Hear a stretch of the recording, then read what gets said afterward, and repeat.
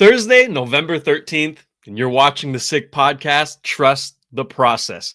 Snake, today's going to be a really fun show. We're going to start off with this current little debate that's going on social media. Tage Thompson or Juraj Slafkovsky? Would you make the trade? We're going to talk about that. Afterwards, we're going to discuss the top 21 and under players, okay? Some in the NHL, some not yet in the NHL, some not even drafted yet. There's a great discussion there coming from the Hockey News. Afterwards, we're going to get to Snake's hot take. And as always, we're going to take one of your questions in the Mailbag segment. It's all coming up right here, right now. Turn up your volume. Because you're about to listen to The Sick Podcast. Trust the process. The sickest NHL prospect podcast with Snake and Shayne. With the 5th overall selection in the 2024 NHL Draft, the Montreal Canadiens are proud to select Ivan Demidov. It's gonna be sick. That's right. Producer Shane here, joined as always by my co-host Simon the Snake Boisvert. Snake, how are we doing today? Doing great, Shane. How about you? Excellent. I'm doing great. I don't have to drive outside. I get to stay inside today, so I'm very happy. The weather has been horrible, but hey, that's November for you. And Snake, listen, before we get going in the hockey talk, we've been saying this for a few shows now. We are running a contest here at the Sick Podcast, and I think you want to get in on it, okay? If you haven't yet, listen carefully.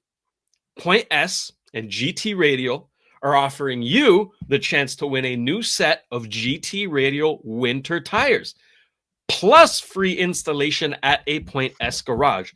That is a total value of $1,000. Two things you need to do in order to participate, okay? Number one, you go to the Sick Podcast Instagram and like and comment on the pinned post. After that, make sure you're following the Sick Podcast and Point S on Instagram, and you're entered to win, okay? The contest ends November 16th.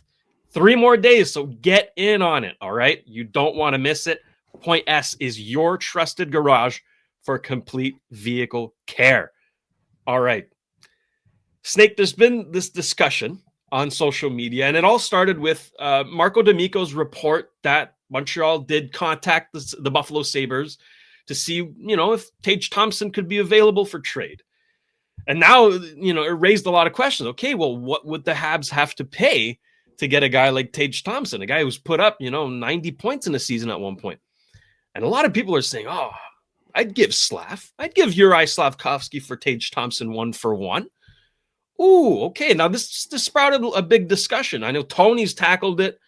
We're going to tackle it a little right here, and it's going to lead into our next topic as well. But Snake, I want to ask you first. Kevin Adams calls you. You're Kent Hughes, right? Kevin Adams calls you. He's like, hey, I'll give you Tage Thompson for Juraj Slafkovsky straight up. What do you tell him?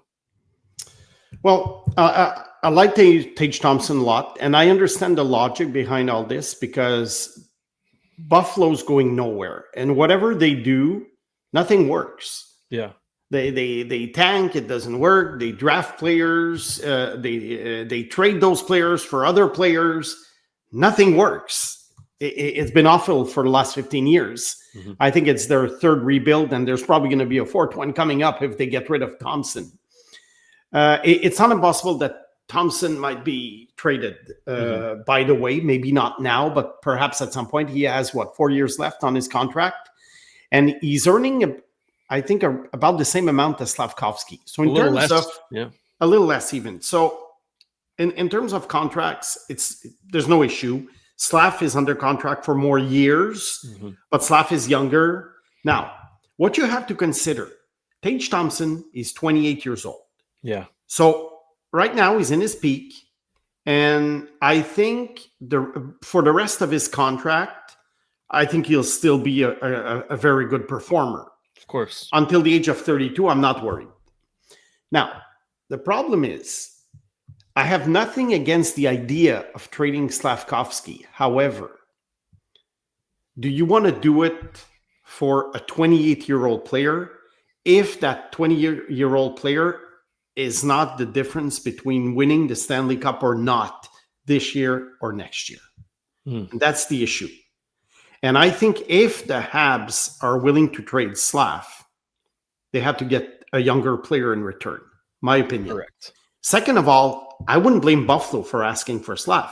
Of Because course. Buffalo is not going to give Tage Thompson away. He has value. He earns very reasonable money for his production. Yeah. He's a big centerman that every team is looking for, or almost every team is looking for. So fans of any team who would be dealing with Buffalo cannot expect Thompson to be had for a late first-round pick and a B prospect, okay? They're not going to get Thompson for a late first-round pick and Owen Beck.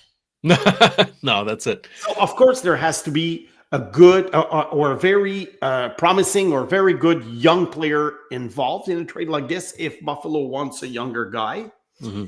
Last year, they traded Cousins for Norris. Mm-hmm. So they obviously didn't want prospects. Now, would it be different? So let's say they wanted Michael Hage. I like Michael Hage. He's much younger, but he hasn't proven anything at the professional level yet. So, yeah, the Habs might miss Michael Hage down the road, but they can have other prospects in the meantime. They can draft other prospects in the meantime. And Tage Thompson could give them a very, very big boost for the next few years. It's an idea like that. But giving away an established player, albeit young, an established player like Slafkovsky for a 28-year-old guy, how big will the difference be? I do think that Thompson would be more... is a better player than Slaf right now, or would be more useful to the Habs than Slaf right now. But do you really want to do that kind of trade when there's a 7-year difference between the two players? Mm-hmm. And the guy is established? Because giving away prospects, prospects are what they are. They're prospects. Yeah. And of course, if you're talking about Demidov last year, it's a no-no. There's not a million Demidovs out there. If you look at the list of prospects, and we're going to go through, that thing later on the show, a lot of guys become suspects very quickly. And these top 5, top 10 lists really, really narrow down to 1 or 2 players after 3-4 years. Mm-hmm. When you look at it, it's very interesting after a draft to draw a top 10 list of prospects for any team. Yeah. And then you look at that list 3 years down the road and you're thinking, only one or two is going to really, really have an impact or even make it. Mm-hmm. So I'm not saying I would do the trade, but I would say that if the Habs are going to trade for Thompson, they have to deal futures, not give away an established potential impact player on their roster right now. Correct. Well, listen, I'll ask myself the same question, right? I'm Kent Hughes. Kevin Adams calls me, says, I'll give you Tage for Slaf. I hang up. Okay. I hang up. Mm-hmm. I'm on board with you. I'm a little more extreme, however. You are. This makes absolutely no sense for the Montreal Canadiens. Because I understand it from the Buffalo Sabres standpoint. Sorry to interrupt you, but if Anaheim calls me and says, I give you Gauthier for Slaf, I do it. I'd do it for Leo Carlson. Okay, I'll do it for Gauthier. I'll do it for Gauthier. Anyway, go on. but for Tage Thompson, and look, our team made a great graphic to kind of compare the two players, and here it is, okay? Tage is 28, Slaf is 21. Look at Slaf when he was 20, and look at Tage when he was 20, right? Tage put up 9 points in 41 games. Slaf put up 51 points in 79 games. Now, Tage was a late bloomer, all right? He put up 94 points in 78 games at 25.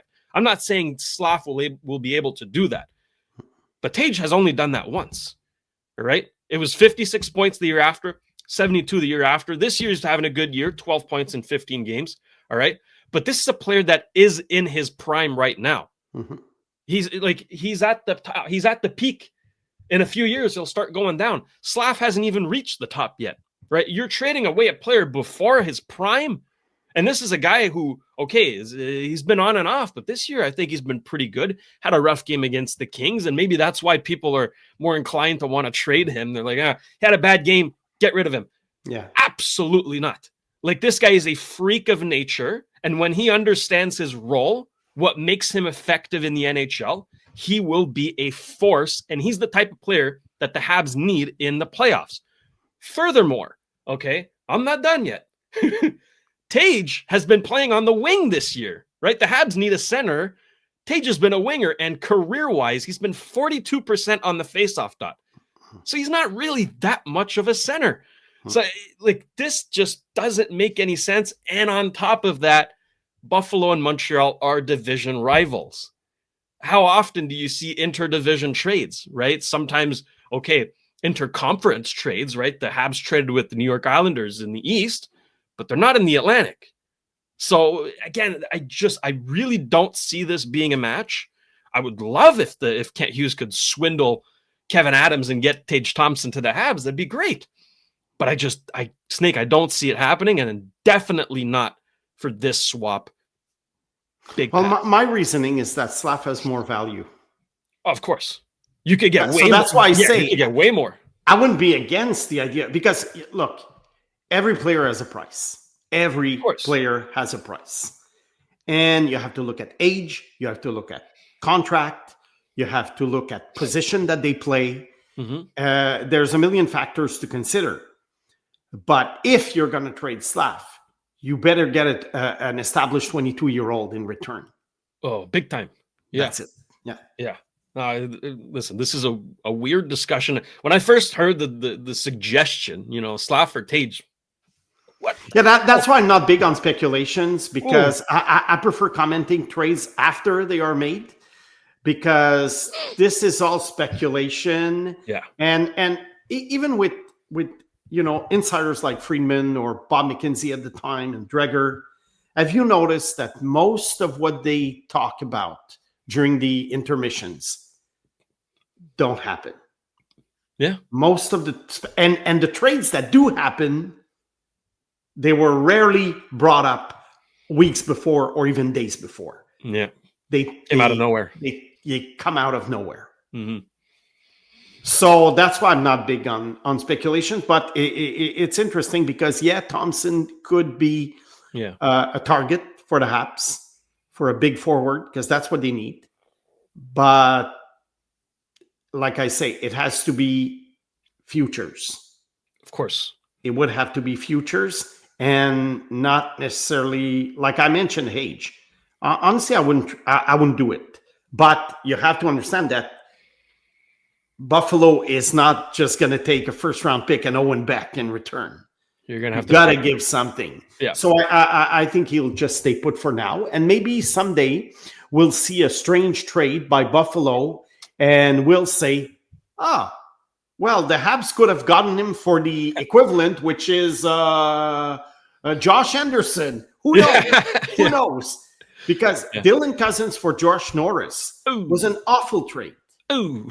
And I'm sure some teams could offer more than Josh Norris.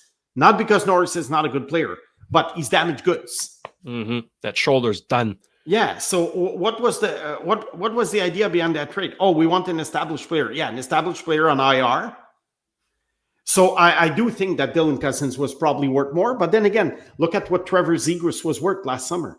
A second and fourth, and Ryan Poehling. Yeah, that's it. So very often when we see trades happening, we don't understand, and right away we think, well, our team, whichever favorite team you root for, could have given so and so in return. Mm. And sometimes we see trades where we think that a team overpaid, but then 3-4 years down the road we realize that no, they didn't overpay that much. Yeah, or vice versa. So that's my take on it. So for now, my verdict would be just stay put. Listen, the only, I guess, argument in favor of doing a trade with the Buffalo Sabres is that there is this thing called the Sabres anti-curse, if you will, that if a Buffalo Sabres player is traded, he wins the cup shortly after. So, there's merit to that, but I don't know how much. Folks, let us know in the comments if you would do that trade or what kind of package you would offer the Buffalo Sabres for Tage Thompson. We look forward to hearing your suggestions.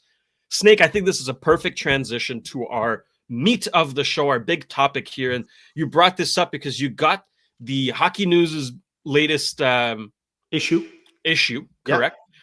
In which they ranked their top 100 21 and under players.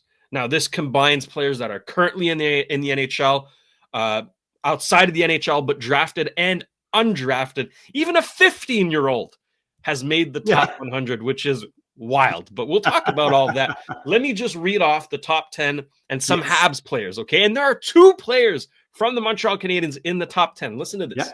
They have Celebrini at 1. I don't think we'll get any pushback from that. No. Bedard at 2.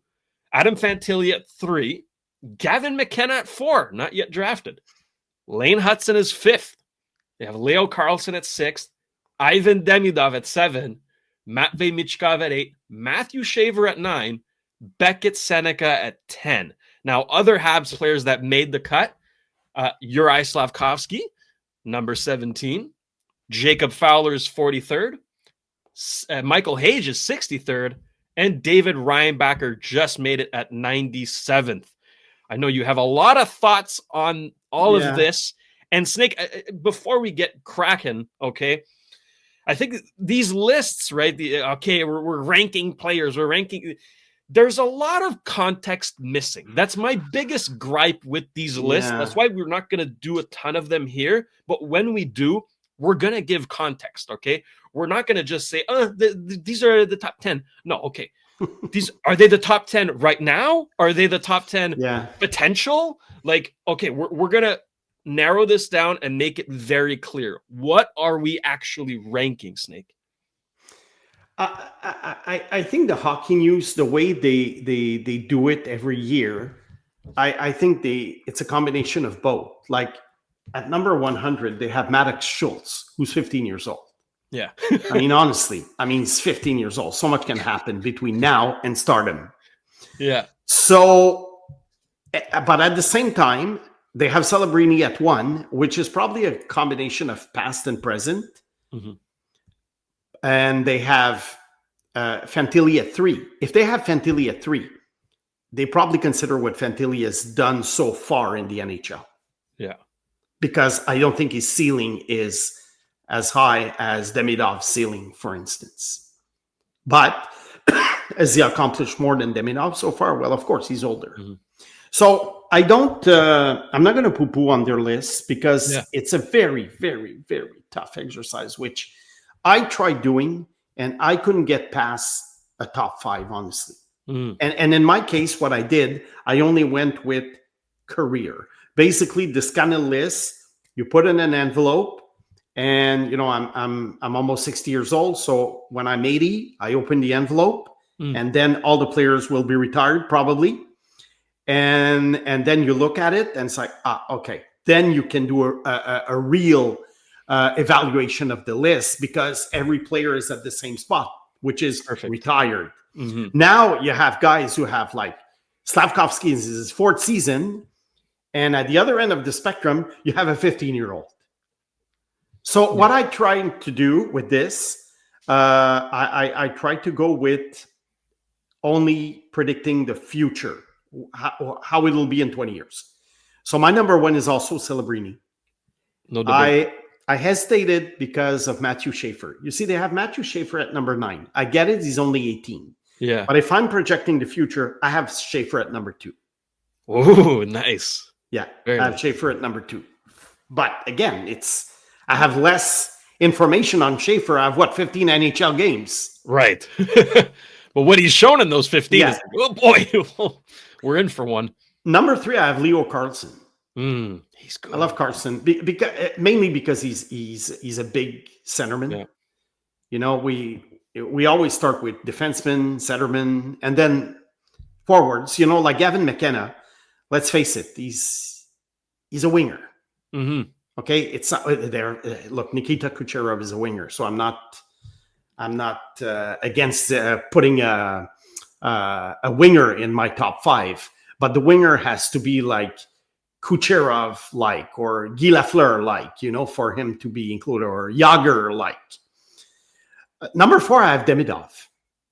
So I have him higher than the Hockey News. Yeah. Again, because of potential, not necessarily based on 15 games, although he's been pretty good so far, but you know what I mean. And at number 5, I have Connor Bedard. Connor Bedard, whether his game is not perfect, but the man is going to be a scorer. He's going to rack up points. And I remember 2 years ago when I said that Celebrini was going to be better than Bedard, I even said, attention poolers, Bedard might have more points. Yeah. I don't know if that's going to be the case, but I'm just saying that Bedard is going to rack up points.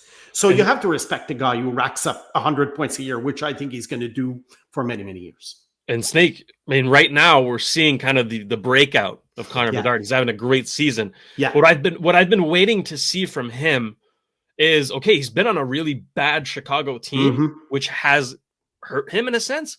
Yeah. But the great players, like we've seen Celebrini do, elevate their bad team. Exactly. Connor Bedard is doing that. Like the Chicago Blackhawks are overachieving right now. Look at their roster. Oh, yeah. They have no business being where they are. Especially at forward. They have good young defensemen and a good goalie. Good goalie. Spencer Knight's been good. Spencer Knight is but their forward crop is terrible. So Connor Bedard is elevating his teammates. That's what I've been waiting to see from him. He's something else. Yeah, he's good. So you see, I have to stop at 5. Yeah. But I'm going to give you 8 players that I considered for 6 to 10 with no particular order. I have the Hudson brothers. Both? Yes. Both. Nice. Both. Excellent. I love Cole Hudson. How can you not? I have both Hudson brothers. I have Michael Misa, who right now in San Jose is basically just on and off the roster, but he's in and out, but it doesn't matter. Okay. I have in a possible top 12, 13. I have Beckett Seneca in Anaheim. He's good. Yeah. Who's proving that he's going to be a star. The U.S. guys from 2022, Cutter Gauthier, Logan Cooley. The US NTDP guys. Love those 2 guys. I remember when I was first time I watched them, I was watching Logan Cooley because he had been more advertised to us as a future star. And he was playing with Gauthier. And I remember that I said, I'm trying to look at Cooley, but there's always this guy who takes me away from Logan Cooley. It's Cutter. So I love Cutter. I had him ranked number 2 in 2022. Right behind Slav. And another one is Will Smith. Yeah. Will Smith is going to be a star. Not necessarily a mega star, but a star. I think he's going to be a star. And the last one is Fenty. He's proven that he's going to be a very good player. But I don't know if he would be in my top 10, maybe more like top 12, 13. So that's the guys. Aside from that, I mean, look, let's look at the Habs guys now. Jacob Fowler. Can I pause for a second? Yeah, sure. Because there are 2 players from that top 10 that you didn't mention. Matvei Michkov. Yeah. Gavin McKenna. Okay. That's interesting. No, Michkov is a one-dimensional player. I think he's going to get his points, but he's not worthy of being in a top 10, 15 best players for the future. Sorry, Gavin Sammy. Gavin McKenna, I might change my mind next year at this time. Is he going to be in the NHL? Not as sure as it used to be. Oh. There's no guarantee he's going to be in the NHL. I think he will because the team, let's say Calgary drafts him. Hey, he's first line. Of course. Yeah. But depending on who wins the lottery, depending on the way he finishes the season, now he's going to start playing more Big Ten games. Yeah. Because the opponents haven't been that great, early in the season. In October, he's going to start playing Big Ten games. Maybe my opinion will change. And but for now, I can't have him in the top 12, 13. And 1 year ago, it's possible I would have had him like in the top 5. Yeah. So these things really, really change quickly when it comes to prospects. So now, if you look at the list, you see a guy like Jacob Fowler at 43. What I find difficult is, why is he 43? Why isn't he 31st or why isn't he 50th? He's a goalie. He's in the American Hockey League. What's the benchmark? How can you compare Jacob Fowler with I don't know, Cole Hudson. Completely different players. Yeah, exactly. Completely different players. I'd rather have, obviously it would be much easier. And that's probably what they do at first. They probably go with best 21, best 20, best 19. They probably go best goalies, best defensemen, blah, blah, blah. And then they try and mix it. And you know what? When we do draft lists for the draft, that's what we do. We rank right wingers, we rank left wingers, we rank centermen, we rank right-hand defensemen, left-hand defensemen, goalies. Then from those 6 positions, then we try and, insert players. Like, okay, do you take him or do you take him? Do you take, okay, he's a defenseman, he has more value, but is he as good as that forward who has so many goals in midget AAA this year? Terrible exercise. It's very, very hard. And honestly, if I were in charge, I would say, let's keep those 6 lists on the table. Yeah. And then as your job gets easier because other teams pick players. Exactly. So the name gets crossed out. So when you draft, 14th overall, then the job has been done for you in a way, and it becomes clearer. Who do you like?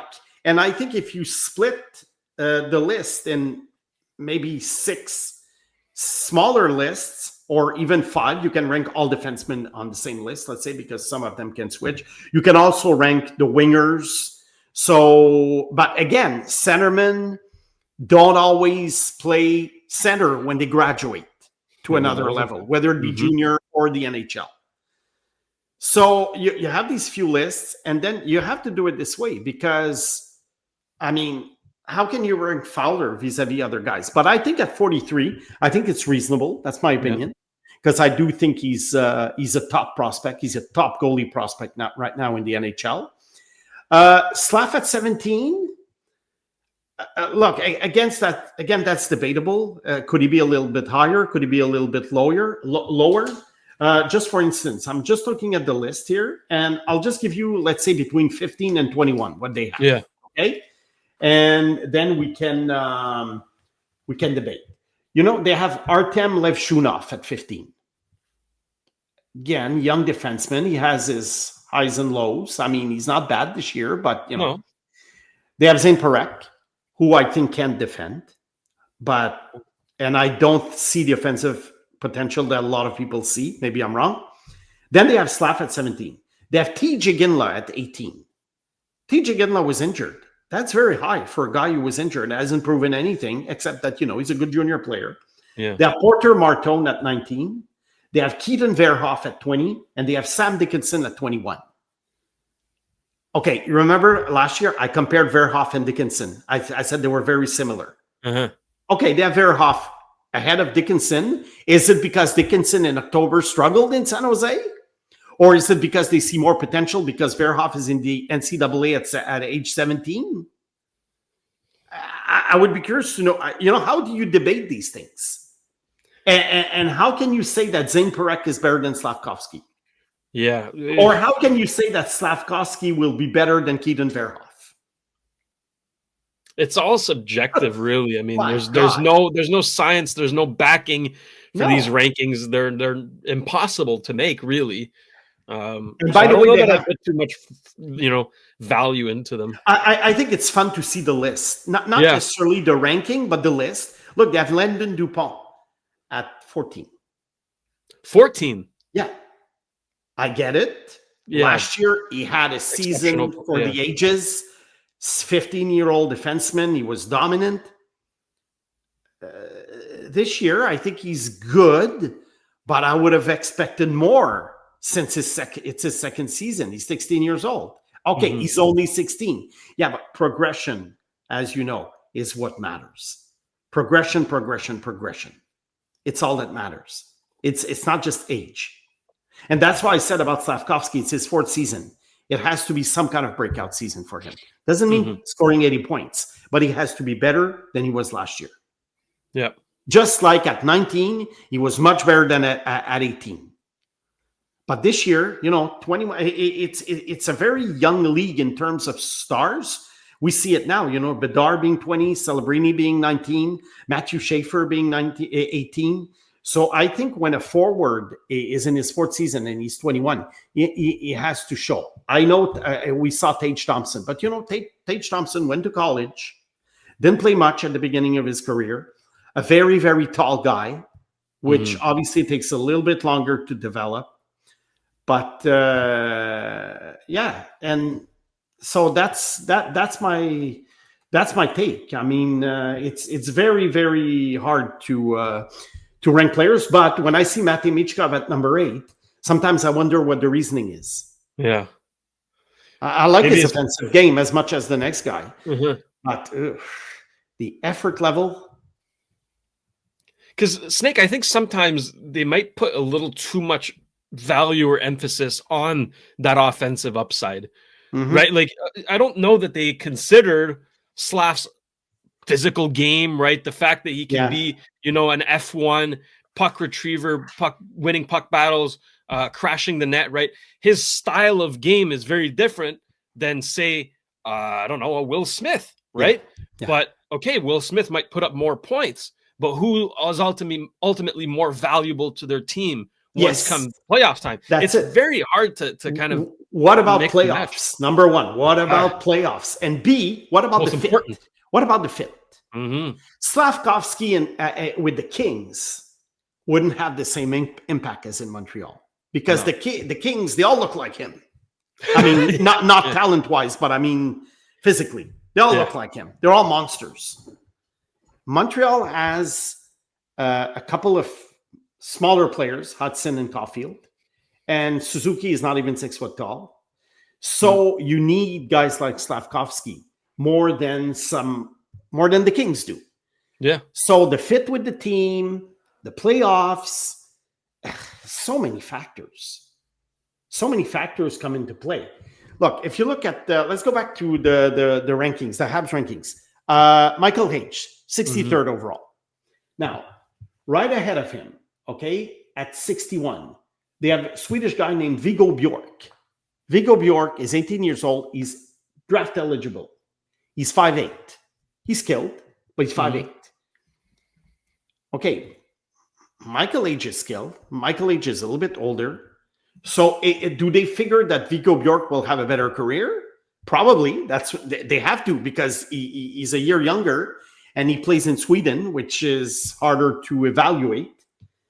And then they have Cole Yzerman at 62. Cole Yzerman, look, it depends. Are you betting on the fact that the guy is going to be a goal scorer? But he could be a Mike Hoffman. Oh, yeah. I mean, I doubt it. You know what I mean? No, I know. I hope for Schaefer, that he turns out to be better than Mike Hoffman because I like Schaefer. I like Mathieu Dash also as a general manager. He inherited this player from the previous administration, so I wish the Islanders do well. But my point is, Cole Yzerman has shown that he might have the profile of Mike Hoffman. Now, at 66, they have Shane Wright. Okay, so Michael Hage is going to be better than Shane Wright? Maybe. But Wright has been in the NHL for a couple of years. Yeah. So why is it, my thinking is, why is it that in some cases, NHL experience matters when you rank players, and in other cases, it doesn't? You have Viggo Bjork again before Michael Hage, whereas Michael Hage has proven more and is older. But you have Shane Wright after Michael Hage, whereas Shane Wright has proven more than Bjork and Hage. I'm confused. Look, even in junior hockey, I remember.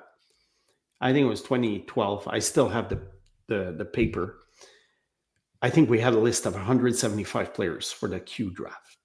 175 guys. I remember the meeting, the night before the draft, we're going through the list.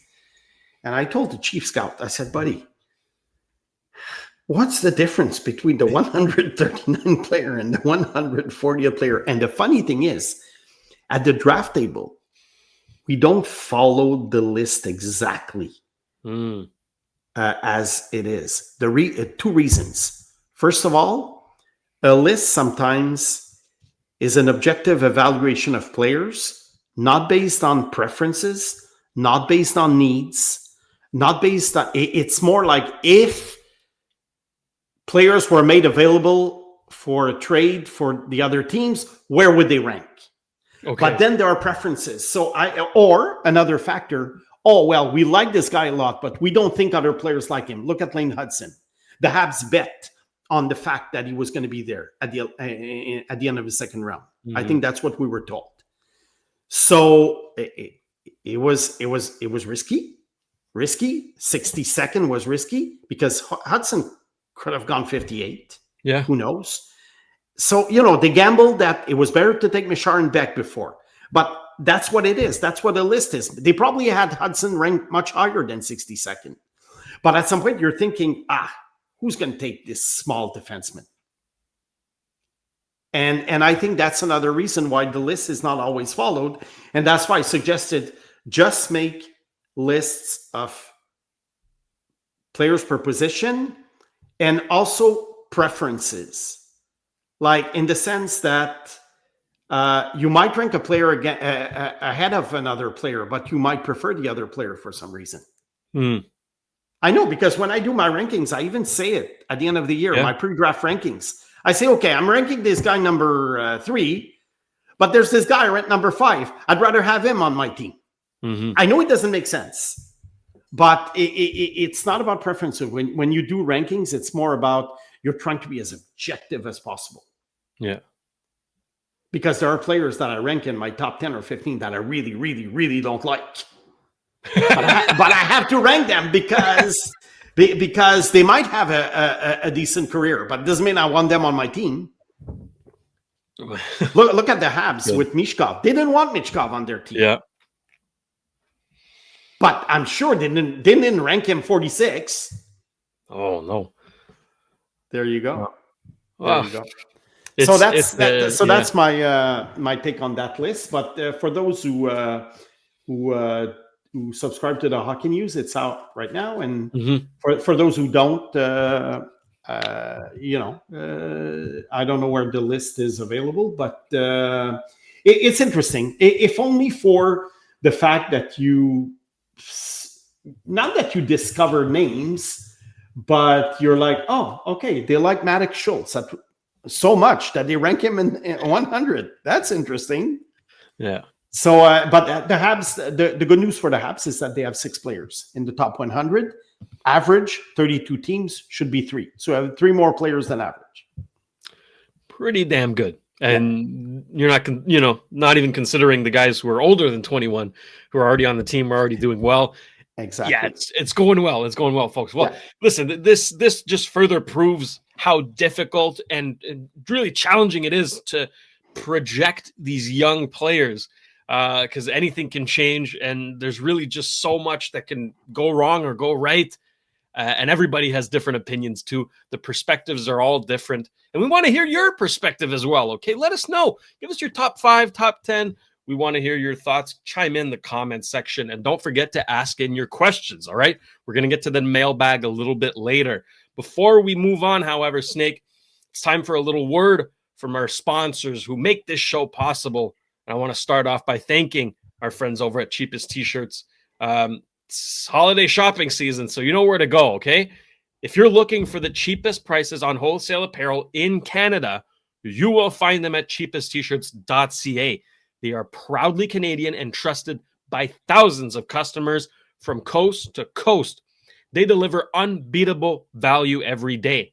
You'll always get the cheapest prices, plus same-day shipping and even next-day delivery, so your order arrives fast. Whether you're shopping for T-shirts, hoodies, crew necks, hats, tote bags, polos, aprons, tank tops, and so much more, you'll find it all in one place. Plus, enjoy free shipping on larger orders and a simple, easy-to-use website that makes online ordering a breeze. Get the cheapest deals in Canada today at cheapesttshirts.ca. And don't select a bust with Betway. Get a deposit matchup bonus up to $300 on your first deposit. Scan the QR code on the screen or click on the link in the details section to create an account and redeem your welcome offer. The offer is only available for new customers. Terms and conditions apply. Offer is not available in Ontario, and you must be 18 years or older. Please play responsibly. Look forward to this one every week. It's time for Snake's Hot Take.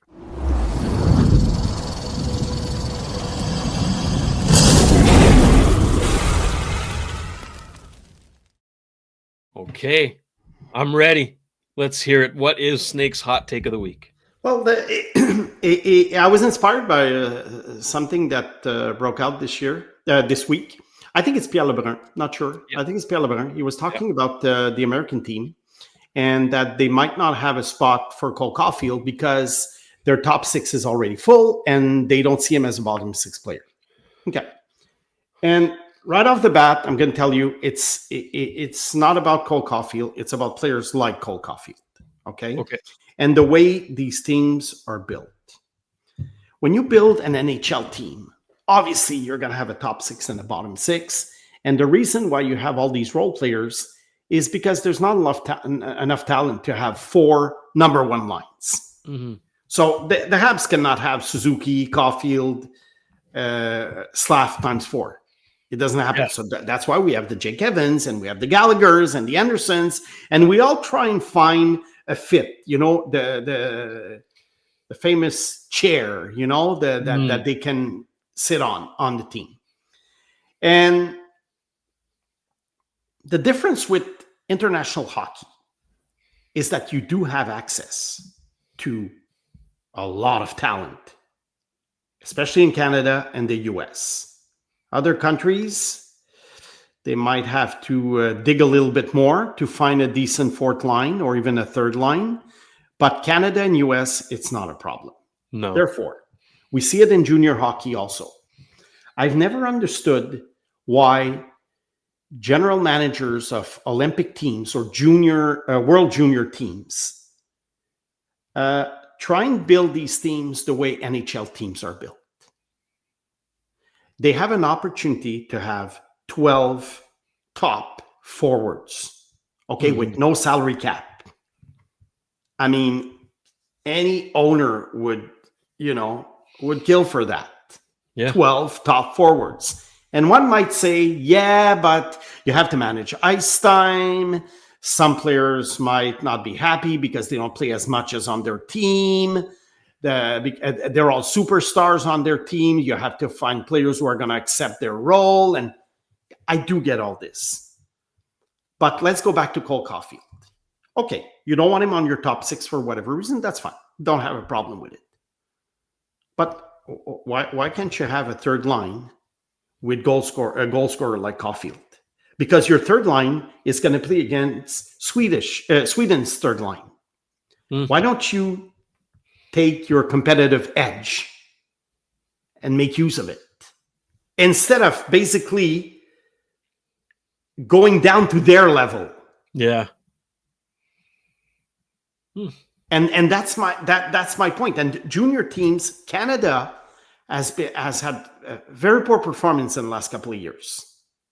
Yeah. And I know Canada at the junior level, the caveat is that there are players in the NHL. If these players played for Canada, it would be a gold medal every year. Look at this year: 9 Canadian players still in the NHL. Other teams, 0. You bring Macklin Celebrini for the junior team. It's over. It's over. So I'm not saying that Canadian hockey per se is not good. I'm just saying that they have to deal with what they have to deal. And again, every year they build a junior team with a top 6 and a bottom 6. And very often for bottom 6 players, they take stars on their respective team and they tell them to play like fourth liners in the NHL do. Because fourth liners in the NHL, very often, they don't have the talent to score. So we tell them, okay, you're going to play 10 minutes a game. Be responsible. Don't give up any goals. Crash and bang the opponent. I'm all good with that. But this is the NHL. We're talking about the Olympics. I want to see the top 12 players. when they put together the rowing team or the 4 times 100 meter relay, they take the best. Yeah. So why wouldn't they do the same with hockey? Tony was talking, who's also in his 50s, like I am. He remembered the 1998 Olympic Games where Canada lost, and they tried to do this by having, like, I remember a guy named Rob Zamiener on the Olympic team. Rob Zamiener was, I can't find a comparison, but because I'm not good with comparisons, but imagine a very good third liner. Okay, yeah. NHL right now. Okay, why would you have a third liner on your team? And they did this because they had Chris Draper also from Detroit. Chris Draper was a fantastic bottom six player for the Red Wings. But why do you have these guys on the Olympic team? You're going to leave Bedard at home and Caulfield at home because you want to have a fourth liner, an efficient fourth liner? Why do you need an efficient fourth liner? Because if you put the 12 best forwards, look, play the run and gun and be it. And if you're going to win 8-5, good. Exactly. Honestly, that's better. Like it's the Olympics. Have fun, Put the best product on the ice. So why wouldn't Team USA have Cole Caulfield? Because he wouldn't be a good bottom six player. Who cares about the bottom six at the Olympics? Okay, he might have a little bit less ice time. Okay, but he's at the Olympics. I mean, there are better players than him on the American roster. I think he knows it. He knows he's not going to be top line player at the Olympics. Yeah, but I'm sure he would like to go, and I'm sure he'd be very happy to score a few goals on the third line, wouldn't he? Snake, I mean, there is one singular player in the NHL today that has more goals this season than Cole Caulfield, and his name is Nathan McKinnon. Okay, it's not just anybody. Like Cole Caulfield is, he knows how to put the puck in the back of the net, and he doesn't do it in just the same way all the time, right? He's finding different ways to score. Now, selfishly, and I told you this before the show, I hope Team USA does not select Cole Caulfield because I want him to have a break, come back healthy for the Habs, and also not score on Canada. Okay, so selfishly, don't want him there. However, because I am a fan of Cole Caulfield, I do want to see him at the higher stage, right? At the highest possible stage, representing his country, having a good time at the Olympics. It's a once-in-a-lifetime opportunity. Snake, I'm on board with you. Every single team should bring. There's no overthinking this. No. Bring the best players. It's simple. That's what screwed over Canada in the World Juniors. And like you mentioned, they're missing some really high-end players in the NHL. But still, there's a few. I mean, last year's edition, they skipped out on some very talented players for guys. Michael Misa. Case in point, exactly. So there's too much overthinking that's happening right now when selecting, a national team. It's not that complicated. Just take the best players. Especially that so many countries cannot match Canada and USA's bottom six. No chance. But once Canada and USA decide to have a real NHL style bottom six, or have them play that style, because that's often what happens at the junior level. You see stars who play like fourth liners because they are being told by the coaches, well, this is your mission here. This is going to be your role. Okay, that's ridiculous. And you know what? When they announced the Olympic rosters, I think December 31st or something like that, when we come back from the break in January, we'll analyze the rosters and we'll try and see who was left out. I don't think many players will be left out. Okay, I think we'll still see the top players in the world. But I'm sure there's probably, out of 12 forwards, I'm sure on each team there's going to be 3-4 guys that I would have replaced with other guys just because I want the top 12 guys. Forget about their faults, their weaknesses. If Cole Caulfield, he's 5'7", you can't play bottom six. Blah blah blah blah blah blah blah blah. Look, there's no bottom six at the Olympics in my book.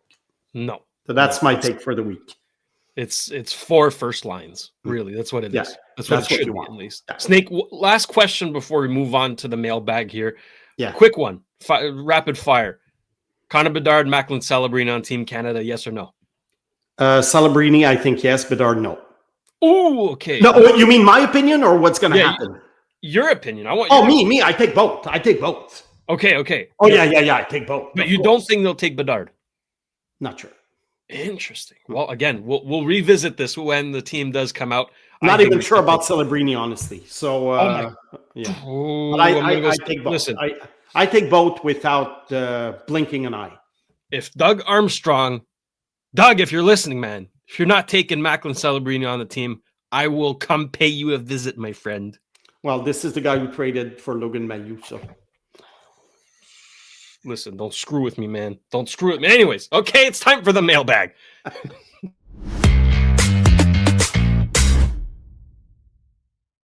Our question today comes from Chow Nation, asking about the David Reinbacher discussion that we had in a recent show. He cost us, I like the phrasing here. He cost us a 5th overall pick. I love the way he phrased that. He cost us a 5th overall pick in a strong draft. With that said, does he have the potential to have a ceiling similar to Noah Dobson? Now, the Habs got Noah Dobson for the 16th and 17th overall picks in a weak draft. We all know the Islanders tried to package those 2 picks to move up around the 5th to 7th overall to draft James Higgins, and they weren't able to get it done. Yes. Did we fleece the Islanders? Or is Reinbacher just going to be super underwhelming for where he was picked if he doesn't turn into a Dobson-like player?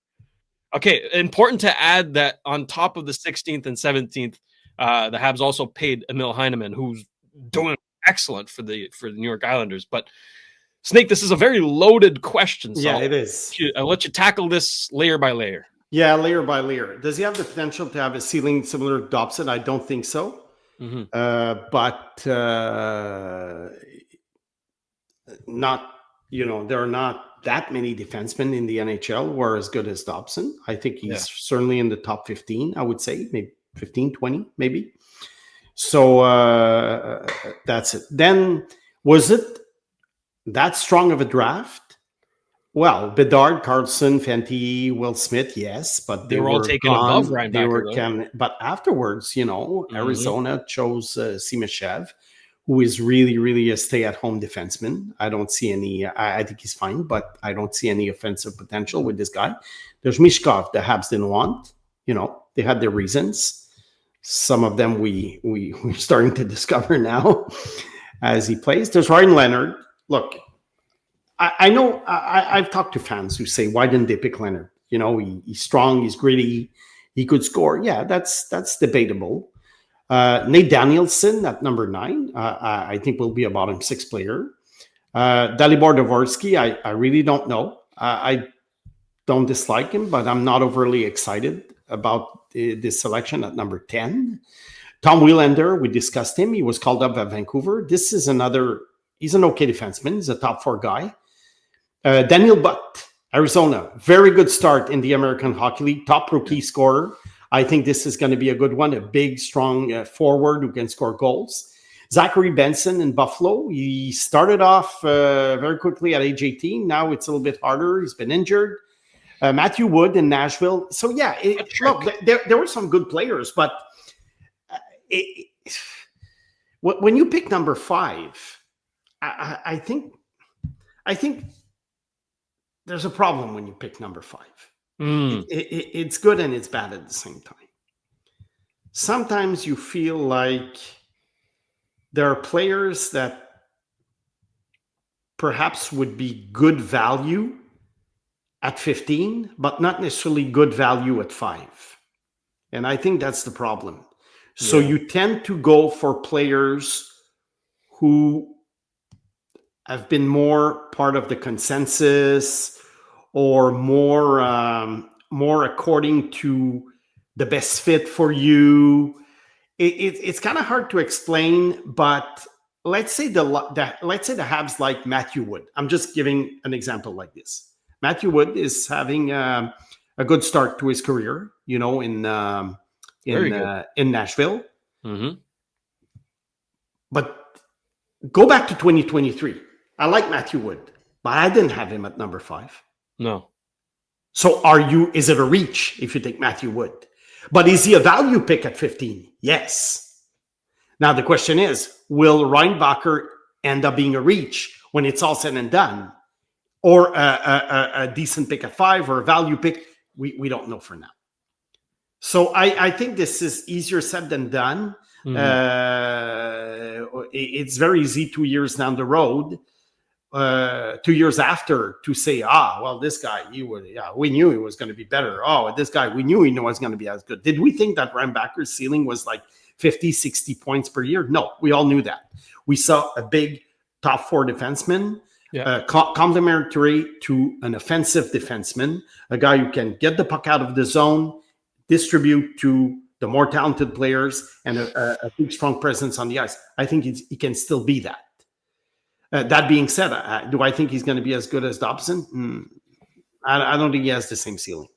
Yeah, Dobson he's among the elite there. But again, they're kind of different types of defensemen. Exactly. I get that it's easy to compare them because they're big right shot defensemen, right? But Dobson doesn't hit. He doesn't hit. No, exactly. Like Reinbacher's got an edge on the physicality. Maybe, I think they're both good in transition. Dobson's got an edge on the offense. They're very different. But again, I think once they're both, Dobson's already established, but once Reinbacher's established and they have that nucleus on defense, I think they'll be complementary in a sense. And together, I think that, maybe not in the same pairing, but in the top 4, that's something that the Habs could really cook with. It goes back to the fit. Yeah. It goes back to the fit. On a team that has no offensive defenseman, Reinbacher perhaps is not ideal. Yeah. But on a team that has an offensive defenseman like Hudson and even Dobson and Madison, well, you need that other type of player. Look at the Anaheim Ducks. They have 3 offensive defensemen, 3 defensive defensemen. This is why a guy like Tristan Luneau is still stuck in the American Hockey League, because he's mostly an offensive defenseman. They don't want to put the 4th one over there. So again, it's all about fit. So let's move on with the next layer of the question, perhaps. Let's forget what it is. Let's bring it back up. Yeah. Did we fleece the Islanders? Well, we got Dobson for the 16th and 17th in a week draft. Yeah. Okay. Well, was it that week? I mean, the Islanders got Victor Eklund and Kashan Aitchison. Yeah. Aitchison, I'm not a big fan, but still, okay. I think he's well perceived by hockey people. Like I said, I might be wrong, but I think there were some good players available out there. But okay, let's move on with the question. I think that's it. Yeah. Did we fleece the Islanders? Or is Reinbacher to be super relevant for where he was picked? If he done well, again, I think we just explained it's a matter of fit. Yeah. Did we fleece the Islanders with that trade? I don't think so, because I think both teams got what they wanted. Because first of all, Dobson wasn't staying in New York, or they didn't want to pay him that amount of money, so Dobson was going to be out. Now, Mathieu Dash tried to do the best trade possible with a guy who was basically a rental player. Yeah. He was a rental player before that. And probably the Habs had to pay a premium because they were able to sign him. I'm just guessing, because it was basically a sign and trade thing. Yeah, it was. Or a trade and sign, or whatever you want to call it. I get what you mean. Yeah, you know what I mean. So, look, had they offer sheeted him, it would have been 2 first-round picks and a second-round pick, I think, at 9.5. Kind of comes out to the same. Well, Heineman is like a second-round pick. Yeah. Sort of. And 2 first-round picks, 16 and 17. 2 middle picks. The Habs didn't have to give up a fourth or a fifth or the 8th pick overall. They give 16, 17. So, no, I don't think the Habs fleece the Islanders, but I don't think either that the Islanders fleece the Canadiens. They got one immediate good bottom 6 player who can score. I think Heidemann is probably one of the best bottom 6 players in the NHL because, contrary to most of them, he can score.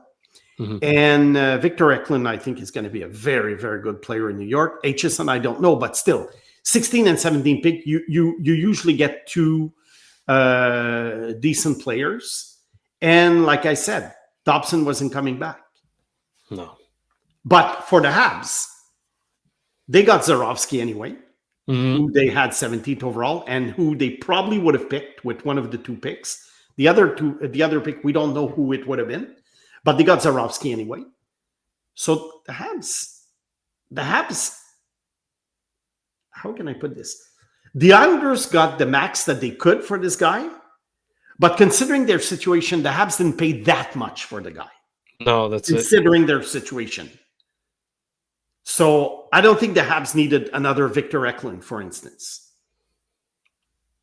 They needed more like a defenseman who was in his prime and who signed for many, many years. I think great trade for both teams, considering the situation. And Reinbacher, just to conclude on this, I think it's a matter of fit.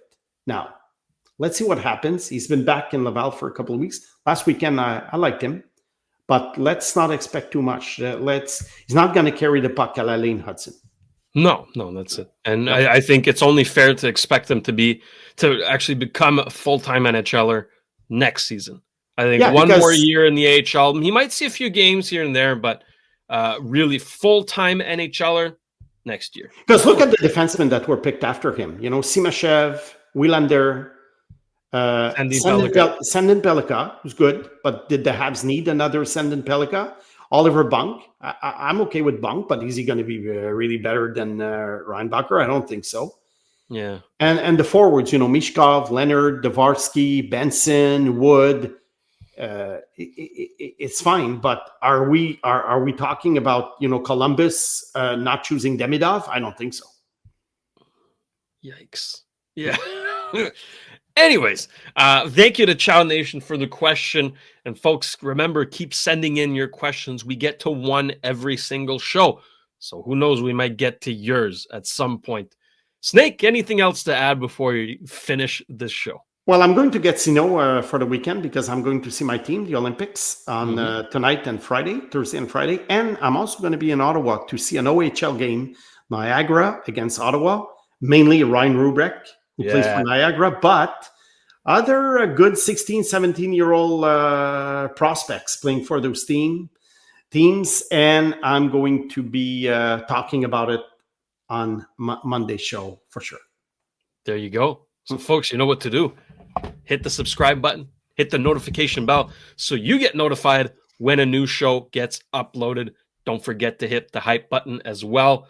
Send in your comments. Let us know what you think of the show. And send in your ideas. We've taken an idea for a topic before.